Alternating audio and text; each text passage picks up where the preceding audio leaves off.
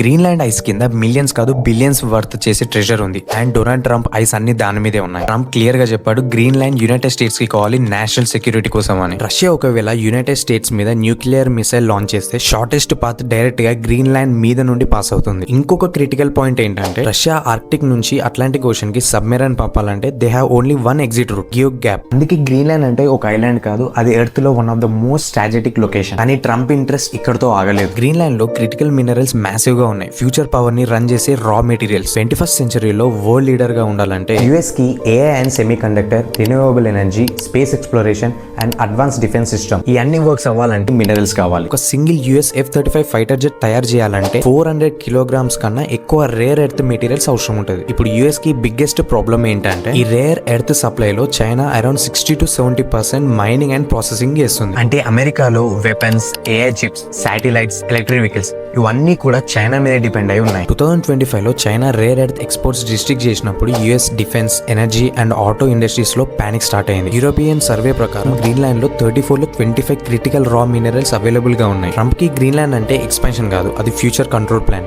Because future లో power అంటే military కాదు, మనీ కాదు, రిసోర్సెస్ కంట్రోల్ చేసిన వాడి దగ్గరే పవర్ ఉంటుంది. ఈ స్టోరీ ఇక్కడతో ఎండ్ అవ్వడం లేదు. ఓన్లీ గ్రీన్లాండ్ కోసమే కాదు, ఫ్యూచర్ లో వరల్డ్ ని రూల్ చేసే పవర్ కోసం ఫైట్ స్టార్ట్ అయింది. ఈ రేస్ లో అమెరికా గెలుస్తుందా లేదా చైనా డామినేట్ చేస్తుందా? ఈ ఆన్సర్ మిస్ అవ్వకుండా ఉండాలంటే ఇప్పుడే ఫాలో చేయండి.